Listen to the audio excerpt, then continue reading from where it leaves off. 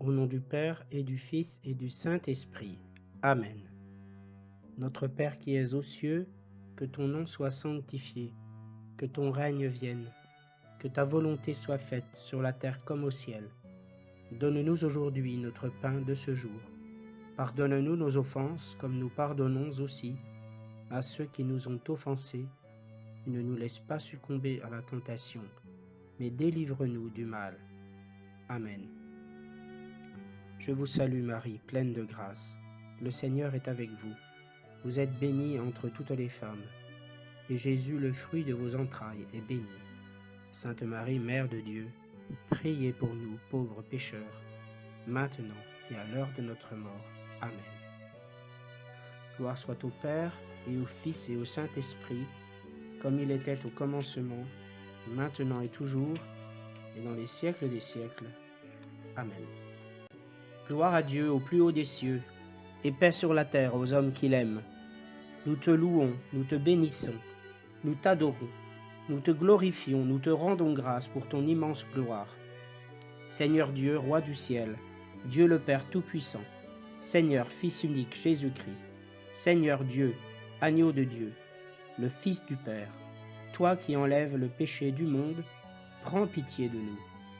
Toi qui enlèves le péché du monde, reçois notre prière. Toi qui es assis à la droite du Père, prends pitié de nous. Car toi seul es saint, toi seul es Seigneur, toi seul est le Très-Haut Jésus-Christ avec le Saint-Esprit, dans la gloire de Dieu le Père. Amen. Aujourd'hui, je souhaite formuler et donner au Seigneur une prière, une supplique même, dans l'esprit que réellement des chrétiens reçoivent l'appel du Seigneur au sacerdoce ministériel.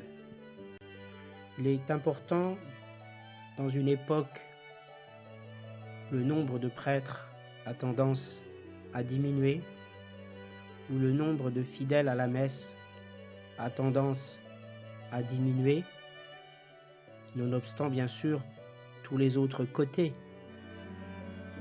de la foi, tous les autres côtés de la pratique de la foi par les fidèles.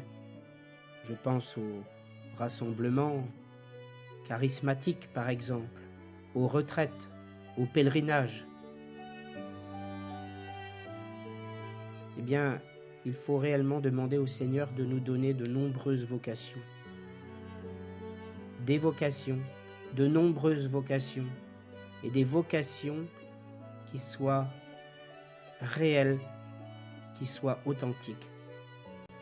Matthieu 19, 12, le Seigneur dit: tous les hommes ne sont pas capables d'accepter cet enseignement. Cela n'est possible qu'à ceux qui en ont reçu le don. En effet, il y a ceux qui ne peuvent pas se marier parce que, de naissance, ils en sont incapables. D'autres le sont devenus par une intervention humaine. D'autres, enfin, renoncent à se marier à cause du royaume des cieux. Que celui qui est capable d'accepter cet enseignement l'accepte. Dans une autre version de ce verset, il est dit: il y a en effet des eunuques qui sont nés ainsi du sein de leur mère. Il y a des eunuques qui le sont devenus par l'action des hommes, et il y a des eunuques qui se sont eux-mêmes rendus tels à cause du royaume des cieux. Qui peut comprendre qu'ils comprennent? Nous avons dans l'Écriture plusieurs passages qui font référence réellement à ces vocations, qui font référence à ce que le chrétien, lorsqu'il a reçu la foi, à un moment, a des choix à faire. Et ces choix, pour ne pas qu'ils soient trop partagés, que le chrétien ne soit pas trop partagé, tiraillé en lui-même, il doit les faire bien sûr en son âme et conscience. En 1 Corinthiens 7, 32, 35, 38, « Je voudrais vous voir exempt de soucis. L'homme qui n'est pas marié a souci des affaires du Seigneur, des moyens de plaire au Seigneur. Celui qui s'est marié a souci des affaires du monde, des moyens de plaire à sa femme. Et le voilà partagé. De même, la femme sans mari, comme la jeune fille, a souci des affaires du Seigneur. Elle cherche à être sainte de corps et d'esprit.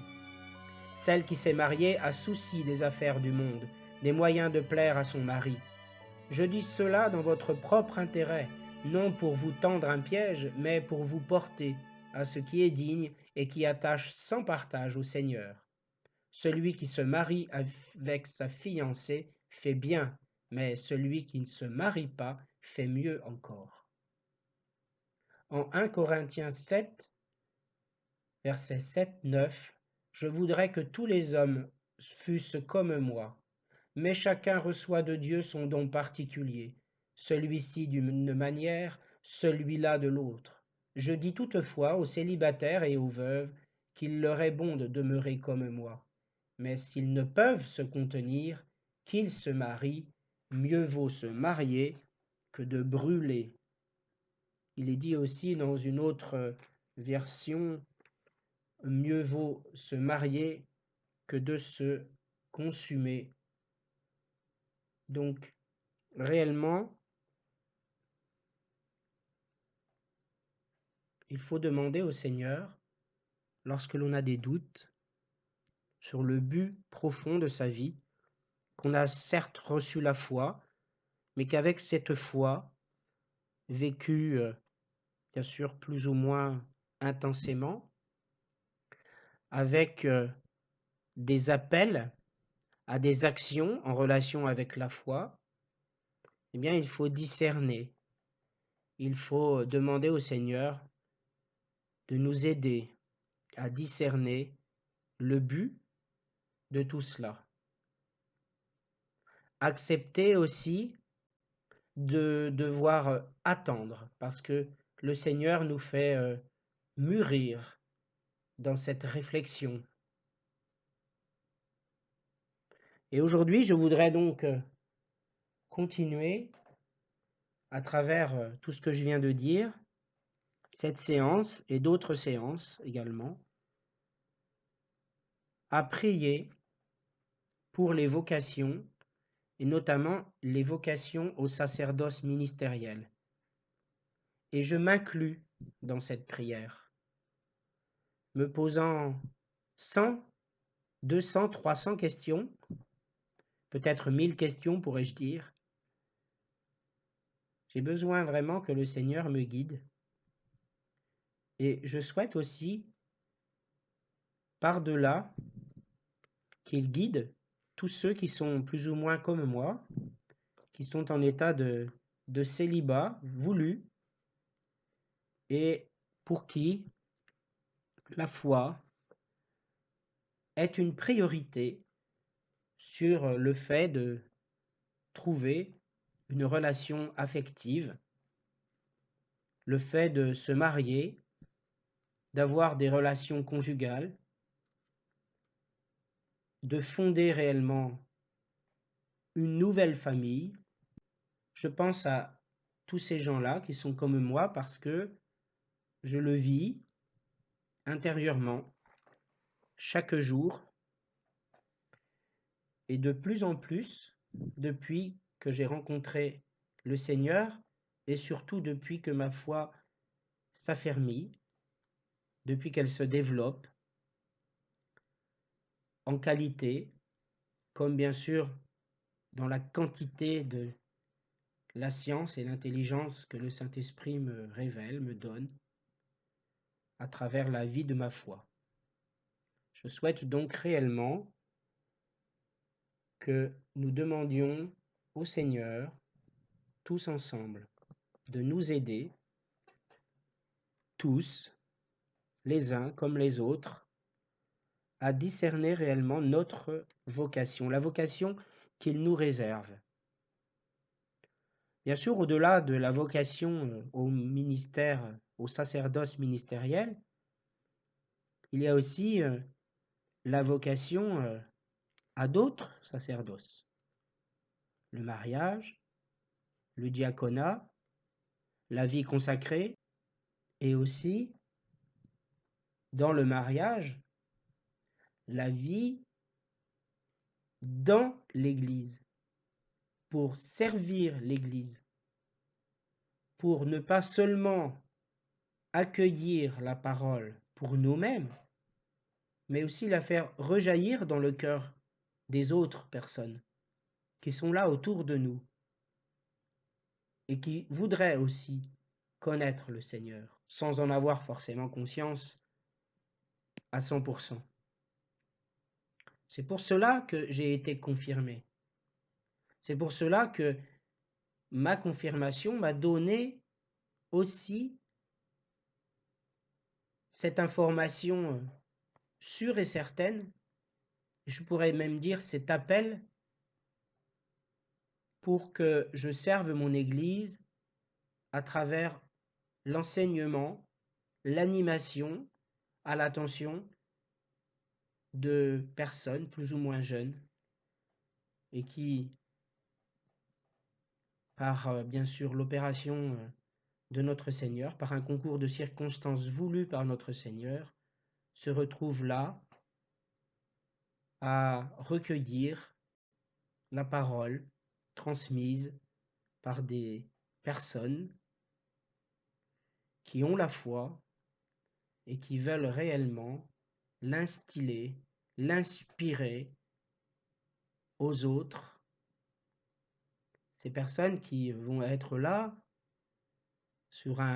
comme sur un banc de classe, eh bien, je souhaite réellement que ces personnes puissent accueillir en leur cœur la parole du Seigneur que humblement je me propose de transmettre avec ma foi d'abord, la science que le Saint-Esprit me transmet, aussi bien sûr la culture que je fais de mon âme et par-delà de mon esprit à travers la lecture de la parole, la pratique de la foi par la prière.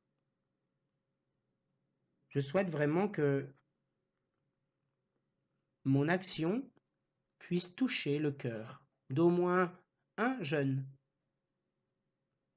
et qu'il puisse réellement rencontrer le Seigneur et même pourquoi pas qu'il puisse recevoir l'appel à la vocation au ministère, au sacerdoce ministériel. Et dans cette vie de mariage que peut-être le Seigneur veut offrir à telle ou telle personne qui, comme moi, se pose des questions sur sa réelle vocation, eh bien, il peut y avoir ce genre de choses. Un appel du Seigneur à le servir dans le monde séculier, dans le monde laïque, sans forcément être appelé au sacerdoce ministériel, mais tout au moins en participant à travers, par exemple, le catéchisme et les aumôneries, à l'annonce de la bonne nouvelle de notre Seigneur. Je vais donc, pour terminer, adresser une prière à notre Seigneur Jésus. Dieu notre Père, tu es la source de toute vie. En toi se trouve notre bonheur et notre joie. Donne-nous d'accueillir le don de ton amour, Jésus-Christ, en qui nous sommes tes enfants. Seigneur Jésus, par le baptême, nous avons été plongés dans ta mort et entraînés dans la vie nouvelle de la résurrection. Donne-nous d'être assoiffés de l'eau qui donne la vie éternelle. Esprit Saint, tu nous tournes vers le Père et le Fils, tu nous invites à boire à la source éternelle. Donne à chacune de nos communautés chrétiennes d'aller puiser sans cesse à la source de la vie. Dieu, Père et Fils et Saint-Esprit, fais fructifier en nous les dons reçus de toi. Continue d'appeler des hommes et des femmes à te servir au cœur de l'Église pour la vie et la joie du monde. Amen. Au nom du Père et du Fils et du Saint-Esprit. Amen.